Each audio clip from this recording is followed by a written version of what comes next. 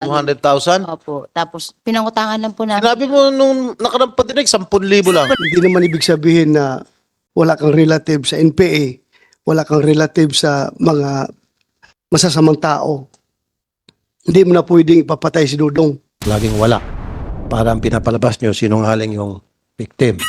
Drug Lord, Wala po. sigurado ka? Opo. Sige. Mamaya ka.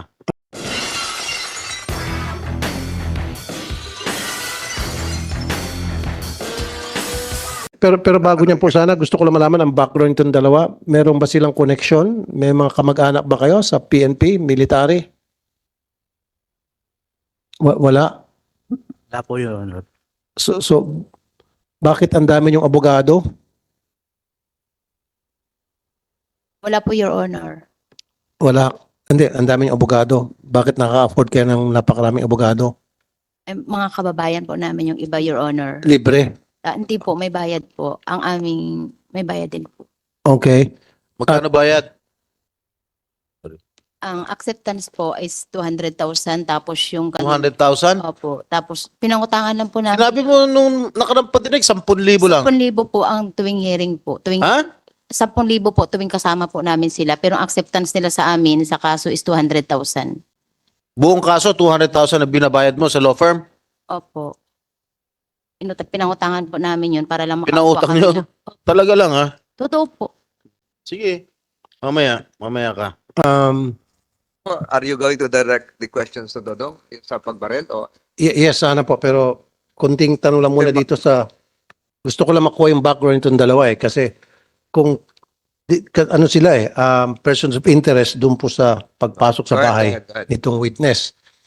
Ang gusto ko lang sanang malaman kung pwede tayong mag-hire ng private detective para kalkalin ang background nitong mag-asawa. Malay natin baka meron silang kamag-anak na pulis o dating pulis o militar, dating militar o NPA. Kasi hindi naman siguro aambusin ito nang walang dahilan, nang walang nag-utos. So kayo po ang primary suspect. Alam niyo po yan, ano po? Or person of interest. Kasi pag i-1+1 mo, di ba, nagtitistigo sila laban sa inyo and then bigla siyang inambos. Tama. So ngayon, nagpa-file po ba kayo ng income tax sa BIR?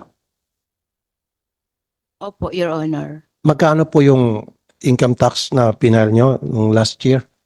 Bagatanda, Your Honor. Hindi mo malalaman. Dapat alam mo yun kung magkano. Hindi ko po bagatanda kasi may bookkeeper po kami na nagagawa. May bookkeeper kayo. Po. Okay, saan probinsya po kayo? Occidental Mindoro po. Okay, may kamag-anak ko ba kayo sa PNP o military? Wala po. NPA? Wala po. Riding in tandem? Wala po. Wala. Okay, sige. Sa mga drug lord. Wala po lalo, Your Honor. Drug lord, Wala po. sigurado ka? Opo. Mr. Chair, with the permission of Senator Tolpo, Nice. hindi naman ibig sabihin na porque wala kang relative sa police, wala kang relative sa NPA, wala kang relative sa mga masasamang tao, hindi mo na pwedeng ipapatay si Dudong. It doesn't follow always. Kung makabayad ka ng abogado na 100,000 sa probinsya, ang buhay ng ordinaryong tao nasa mga 10,000, 20,000 lang, patay ka na eh kung mag-hire ka ng hard killer. Kaya nga, sabi ko, ang naisip natin na napakamura ang buhay sa probinsya. Madali ka mamatay anytime. Lalong-lalo na pag mayaman yung kalaban mo. Ikaw ay isang ordinaryong tao lang. Kaya, with the permission of Senator Tulfo sana, tanungin ko sana itong... Mr. Chair, pwede mabilis lang. Kaya ako nasabi yan, Mr. Chair, dahil sa experience ko, maraming beses na nagreklamo sa akin na sinasaktan ang isang ordinaryong mamamayan kahit na walang pera yung suspect dahil may mga kamag-anak na sa PNP, pasensya na, sa PNP, pasintabi, may kamag-anak sa military. Marami ako na-enkwentro ganong kaso. Kaya nga yun ang tanong ko at kung napansin nyo, tinatanong ko din kanyang income tax. Kasi maaari nga wala siyang kamag-anak sa PNP o sa military na pwede niyang utusan, hinga ng pabor, gumastos siya ng pera. So yun kaya dalawa yung tanong ko di ba?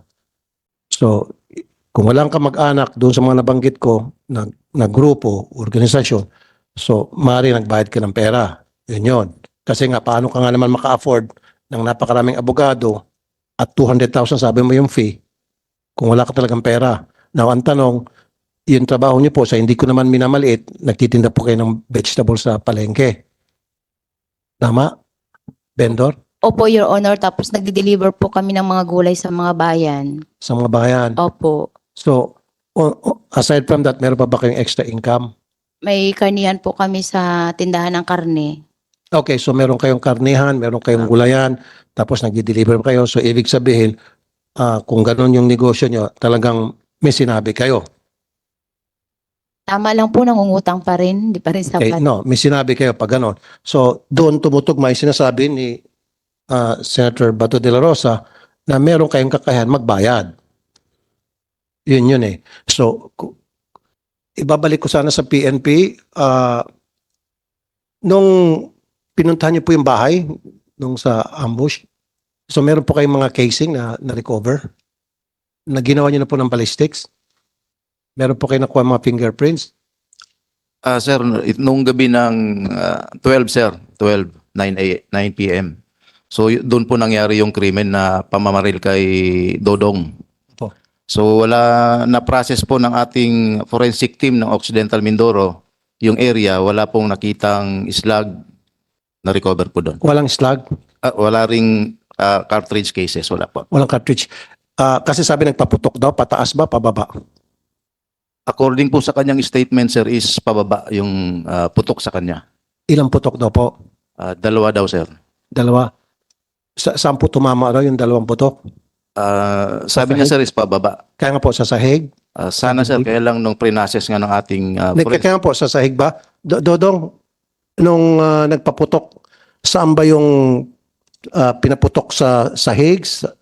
Sa dingding? Sahig po. Sahig. Ano yung sahig? Semento, tabla? Simento po, tapos may kwayan Okay. sa baba. Okay, chinek nyo ba yung semento kawayan kung meron tama ng bala?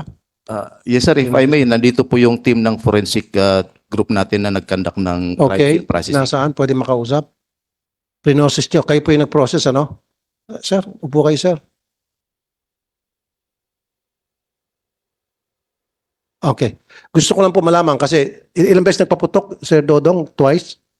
Dalawa po. Dalawa? Tapos, sa pagkakalam mo, kung kaya mo, 45, 9mm, 22, 38. Sa pagkakalam mo lang. Nakita lang ko po ang Malaking baril ba yun? Maliit? maliit lang po. Ang putok niya Okay. po, ikot. Revolver. Revolver pag umiikot. So, ibig sabihin pag revolver, it could be 38 or 22. Po, basta, Or pwede rin 357. opo, siyempre Basta ikot. umiikot. Okay. Opo. So, sa semento pinaputok. Okay. Prinosis niyo yung crime scene. Meron ba kayo nakita doon na tama ng bala sa semento? Good morning, Mr. Chair and Your Honor. Pinrasos namin thoroughly yung crime Can you scene. first identify yourself? You are... I'm Nag-oath police- ka naman kanina, no? Nanumpa ka rin? Mr. Chair, hindi pa po. And then, administer the oath. Pamsec, saan na yung pamsec natin? Raise your right hand. Do you swear to tell the truth and nothing but the truth in the Senate investigation? Thank you, sir. Proceed, Senator Tulfo. Thank you, Mr. Chair. So, prinosis niyo yung crime scene. Sabi niya, dalawang beses nagpaputok o revolver, so it could be 38, 22, or 357. So, meron ba kayo nakitang tama ng bala doon sa area, sa semento, na kung saan sinabi ni Sir Dodong nung nagpaputok banda? Your Honor, wala po. Wala. Okay? Wala kayong nakita na kahit na tagos, yung tibag ng semento. Wala po, Your Honor. Okay? At wala bang CCTV doon sa area? Wala po, Your Honor. Is it possible na yung bala hindi tumama sa semento, baka tumama sa isang siwang at lumusot? Wala bang mga siwang doon? May mga siwang, Your Honor. So it's possible na tumama doon sa siwang. Lumusot, Your Honor. Okay. So hindi ba kayo sumuot doon sa ilalim para tingnan yung tingga? Kung yun pa yung sumuot sa siwang? Sumuot, Your Honor. Sumuot? Yes. Okay. Okay. So sumuot sa siwang. So anong kalibre? Wala po kaming nakita. Sabi mo recover. sumuot. Ngayon wala kang nakita. Your Honor, ibig ko po sabihin, kung possible lumusot, wala po kaming nakita na bullet doon sa... So ano yung sinuotan? Paki-describe nga. Your Honor, yung condition po ng wall nun ay palitan po siya na bamboo, then space, then bamboo. Kaya nga. So doon sa may space maaaring tumagos yung tingga. Tama. Yung likod po nun, Your Honor, ay rice field na.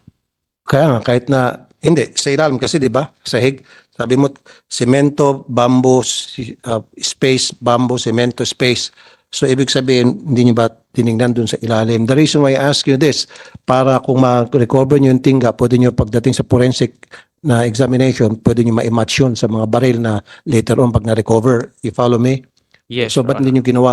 Chinek namin, Your Honor. Chinek, wala kayo nakita Wala po, talaga. Your Honor. Totally, thoroughly. Yes, Your Honor. Is that a possibility na sinabi nung victim na pinaputukan siya and then hindi niya nakita yung tingga, hindi niya na-recover? And why is that? Wala. Yung crime scene processing namin, sir, pinrasos namin with effort and thoroughly, wala talaga. Ano ba ginagamit nyo na mata lang?